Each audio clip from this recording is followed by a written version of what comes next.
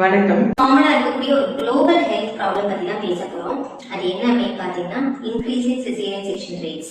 அதாவது அறுவை சிகிச்சை முறையில பிரசவிக்கிறது இன்னைக்கு ரொம்பவே உலகம் முழுதாவே இன்க்ரீஸ் ஆகிட்டே வந்துட்டு இருக்கு. இப்ப லேட்டஸ்ட் ஸ்டாட்டிஸ்டிக்ஸ் அல்ல பாத்தீங்க அப்படின்னா தமிழ்நாட்டுல 44% பிரசவங்கள் அறுவை சிகிச்சை முறையில நடக்குது அப்படின்னு லேட்டஸ்ட் கணக்கெடுப்பு சொல்லுது. அது போல இந்த கடந்த 5 ஆண்டுகள்ல மட்டும் இந்த சதவீதம் 11% இன்க்ரீஸ் ஆயிருக்கு. சோ இது ரொம்ப அதிர்ச்சியான தகவலா தான் இருக்கு.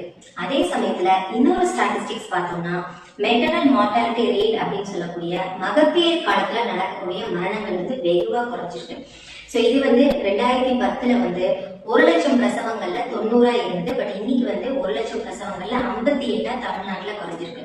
சோ இந்த மெட்டர்னல் மார்டாலிட்டி ரேட் இந்திய அளவுல கேரளாவுக்கு அடுத்தபடியா தமிழ்நாட்டுல தான் ரொம்ப குறைவா இருக்கு அப்படின்றது ஒரு ஆறுதலான விஷயம். சோ ஒரு பக்கம் சிசேரியன் செக்ஷன் ரேட்ஸ் அதிகமாயிட்டே போனாலும் கூட இன்னொரு பக்கம் மெட்டர்னல் மார்டாலிட்டி ரேட் அப்படின்னு சொல்லக்கூடிய மகப்பேறு மரணங்கள் குறைஞ்சிட்டே வந்துட்டு இருக்கிறது ரொம்ப ஆறுதலான விஷயம். அதே சமயத்துல நம்ம நார்த் இந்தியன் ஸ்டேட்ஸோட கம்பேர் பண்ணோம் அப்படின்னா ஃபார் எக்ஸாம்பிள் பீகார்ல தான் இந்திய அளவுல சிசேரியன் ரொம்பவே குறைவா செய்யப்படுது அப்படின்னு கணக்கெடுப்பு சொல்லுது. இங்க 25% பிரசவங்கள் சிசேரியன் முறையில செய்யப்படுது. சோ அப்படி இருக்கிற இந்த பீகார் மற்றும் மற்ற வட மாநிலங்கள் என்னென்னு பாத்தீங்கன்னா ஒடிசா, அஸ்ஸாம், உத்தரப்பிரதேஷ், மத்திய பிரதேஷ், சத்தீஸ்கர் இந்த மாதிரி மாநிலங்கள்ல மெட்டர்னல் மார்டாலிட்டி ரேட் ரொம்பவே அதிகமா இருக்கு. இது நேஷனல் ஆவரேஜை விட ரொம்ப அதிகம்.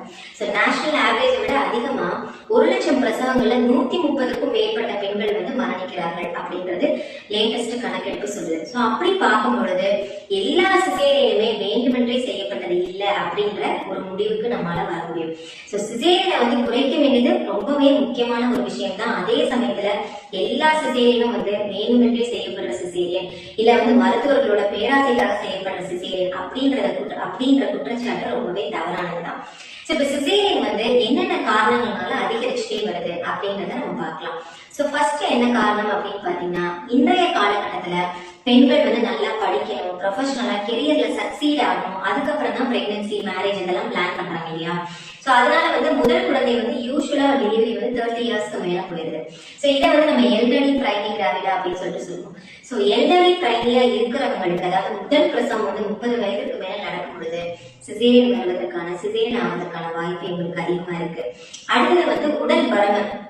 இப்ப உடல் பருமன்றது ஒரு பெரிய பிரச்சனையா இருக்கு.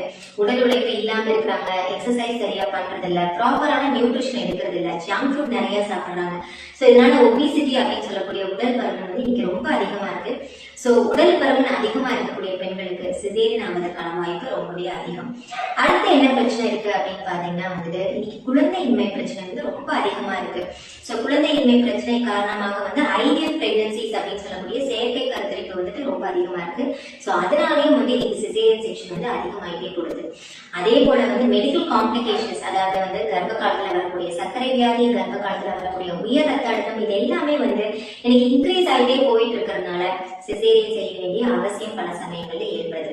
அது மட்டும் இல்லாம பிரெக்னன்ட் பேஷண்ட் லேபர் பெயின்ஸ்ல இருக்கும் பொழுது அவங்களுடைய குழந்தையோட இதய துடிப்பு கண்டினியூஸா நம்ம மானிட்டர் பண்றோம். இந்த சிடிஜி அப்படின்ற விஷயம் மூலமா மானிட்டர் பண்றோம்.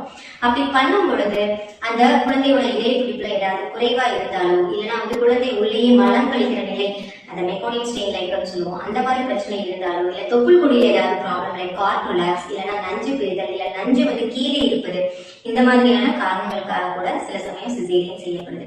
இது எல்லாமே இல்லாம சில நான் மெடிக்கல் இண்டிகேஷன்ஸ்க்காகவும் சிசேரியன் செய்யப்படுவது இன்னைக்கு அதிகரிச்சுட்டே வருது. இந்த குறிப்பிட்ட காலத்துலதான் குழந்தை பிறக்கணும் அப்படின்னு சொல்லி பெற்றோர்கள் ரொம்ப ஆர்வமா கேட்டு அதனால சிசேரியன் செஞ்சுக்கிற நிகழ்வுகளும் இன்னைக்கு நடந்துட்டு தான் இருக்கு. சோ இது கண்டிப்பா அவாய்ட் பண்ணக்கூடிய ஒரு விஷயம் தான். சோ இந்த மாதிரி பல காரணங்களால சிசேரியன் நடக்குது. ஆனா சிசேரியன் இன்க்ரீஸ் ஆனதுனால இன்னொரு நல்ல விஷயம் என்ன நடந்திருக்கு அப்படின்னு பாத்தீங்கன்னா இன்ஃபன்ட் மார்டாலிட்டி ரேட் அப்படின்னு சொல்லக்கூடிய பச்சிளம் குழந்தைகளோட இறப்பு விகிதமும் குறைஞ்சிருக்குன்னு தான் சொல்லணும். சோ நேஷனல் ஆவரேஜ் என்ன அப்படின்னு பாத்தீங்கன்னா 1000 லைஃப் பர்த்ல அதாவது 1000 குழந்தை பிறப்புல 30 குழந்தைகள் இறந்துட்டு இருக்காங்க அப்படின்றது நம்ம இந்தியாவோட நேஷனல் ஸ்டாட்டிஸ்டிக்ஸ். ஆனா தமிழ்நாட்டுல இது ரொம்பவே குறைவா தான் இருக்கு. எவ்வளவு இருக்கு அப்படின்னு பாத்தீங்கன்னா 1000 லைஃப் பர்த்ல 1000 குழந்தை பிறப்புல 15 குழந்தைகள் இறந்து போறாங்க அப்படின்ற நிலைமையில தான் இருக்கு. சோ இது நேஷனல் ஆவரேஜோட கம்மியா இருக்கு. இந்த மாதிரி சிசேரியன் குறித்த நேரத்துல கரெக்டான இண்டிகேஷனுக்காக பண்ணப்படுற சிசேரியன் மூலமா தாய்மாரோட உயிரும் காப்பாற்றப்படுது, அது கூட குழந்தையோட உயிரும் காப்பாற்றப்படுது அப்படின்றதுல எந்த விதமான சந்தேகமும் இல்லை.